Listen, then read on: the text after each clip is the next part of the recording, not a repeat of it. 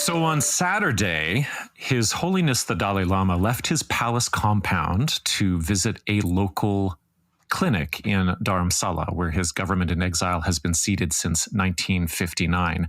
Now, he could have gotten the Indian-made Covishield jab at home, but he went for the photo op to encourage his people to be vaccinated. And he made a little statement while he was there. So I took that. So I want to share. More people should have courage to take this injection. Now, it took only a day for Christiane Northrup to wave her cancellation wand at the Tibetan head of state on Instagram. She posted a photo of the news story with a caption, "We are now in a time of questioning all authorities." And the comment section on that IG post is just a shit show of innuendo. So the Dalai Lama is, quote unquote, deep in the cabal. His vaccination was faked. It was CGI. One commenter tied him to Epstein, and another semi-rightly pointed out that one of his nonprofits took $1 million from Nexium when Keith Raniere conned the office of the Dalai Lama into visiting Albany. Now, the commenter made it sound like Keith Raniere slipped, the Dalai Lama $1 million in cash right into his robes or something like that, and that's a total lie. But then we have somebody I haven't seen before on the Conspirituality circuit. This is Sophia Katsaiti. She goes by Sophia Tara on Instagram. She seems to be in her 20s. She's a very charismatic member of what looks like a high-demand eco-fascist Victorian-era farming, herbalism, and heterofertility group outside of Athens, Greece. And from its marketing videos, this group, Apheron, seems to be comprised of no one over 30 and no one who can't rock strappy, flowy dresses. All of the women sing and sway, and all of the men gaze beneficently at them while strumming bazookies. Now, I can't tell much about the spirituality of the group, except that one video makes reference to the modern-era Greek novelist Nikos Kazantzakis, whose tortured Jungian takes on Catholic Orthodox obsessions were quite the scandal in his day. He's the guy who wrote The Last Temptation of Christ, which was then filmed by Scorsese with that incredible score. But this group, what's it called again? Apheron, it has a physical culture component to it as well. So they work out, they do yoga, and their compound is in the foothills of ancient Nemea, which used to be the old-timey training grounds for the Olympics. So they say they're creating a modern Asclepion, which was the complex of ancient Greek healing temples. And it looks like they're stockpiling a lot of massage oils as well. And they're going to just slip and slide back into the Iron Age. So Sophia took time out from her schedule of dancing, organic gardening, and decalcifying her pineal gland. That's actually not a joke. She has a whole lecture on this on Instagram, to express very pious concern on Instagram about the impact of the Dalai Lama's vaccination on the world and beyond. Now, her main argument is that he is a global symbol of mindfulness and spirituality, and his compliance with a vaccine agenda will have disastrous consequences for the medical and spiritual health of the world. And as she speaks, she's sitting beneath a painted Tibetan yantra. I can't tell which one it is because it's kind of fuzzy. It's out of focus. I'm pretty sure she can't tell which one it is either. There's also a Tibetan seed syllable peeking out around her left shoulder.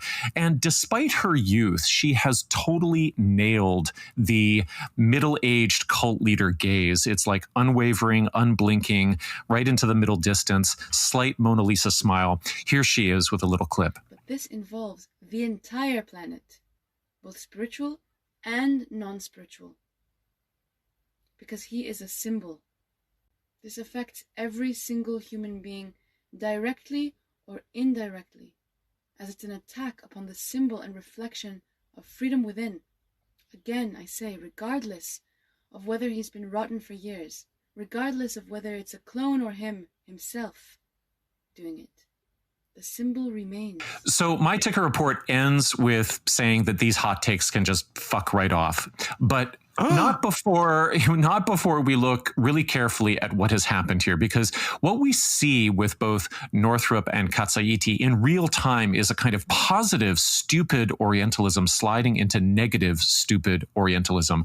Both of them set up and fetishize the Dalai Lama as some vague validator of their New Age beliefs. And if he serves that role for them, they don't need to know anything about or even care about Tibetan Buddhism or culture or the reality that this is a head of state who's about as complicated a figure as Martin Luther King was. And, the Dalai Lama is the one who in 1959 literally walked out of the pre-modern world and into the public eye and the liberal universe, getting a crash course in all the ways in which science could actually help his people. Neither Northrup or Katsaiti need to care that he's responsible for 6.5 million displaced persons around the world, including 120,000 Tibetans in exile in India itself, where he's had to broker this delicate peace with often hostile governments for decades. They don't need to know anything about his diplomatic or political responsibilities, because if they did, they would maybe mention that his job is to take care of the health and welfare needs of some very poor and vulnerable people.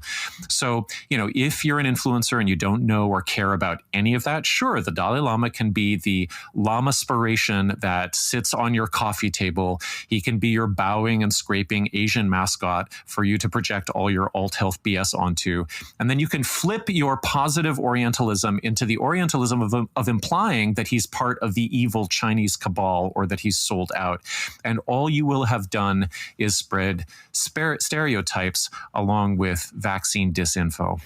I'm looking right now at the Dalai Lama's 2005 book, The Universe in a Single Atom, and just flipping through, looking at my notes, this quote jumped out as you were speaking, Matthew.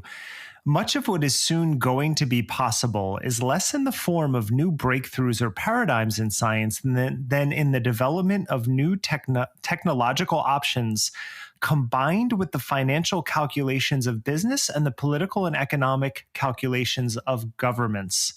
The issue is how to use this new knowledge and power in the most expedient and ethically responsible manner. So when I see the posts like the Greek post that I watched the other day when you shared it, or hearing about Northrup, it's like they just had no idea who this man was. No. Or all of the work that he's been doing. They take a meme and then they expect that to encompass his entire belief system. And I've been a fan of his for so many reasons, but one, it's the same book where he made the statement that if science bears something out that Buddhism turns out to be false, then we should listen to science and not Buddhism.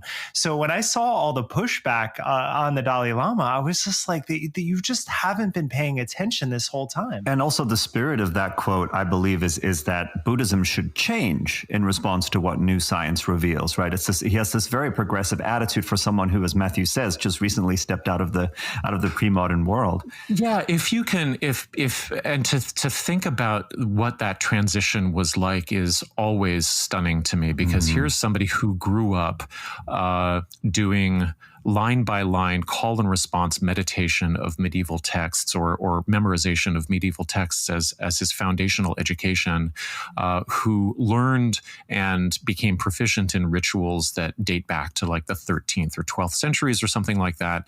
And then he also has to learn the arcane and Baroque bureaucracy of like just Tibetan monastic feudalism in order to become proficient in that. And then where does he find himself in the 1960s? It's just incredible what this guy has had to learn. And he's really complex, and he makes some decisions that are probably, have to be reviewed and that historians are going to argue about for a lot of years to come. But I mean, he's not your coffee table doll. He's not just a mascot for New Age projections. No, it's bullshit. Let's put the exact quote into the record here so we have it. If scientific analysis were conclusively to demonstrate certain claims in Buddhism to be false, then we must accept the findings of science and abandon those claims.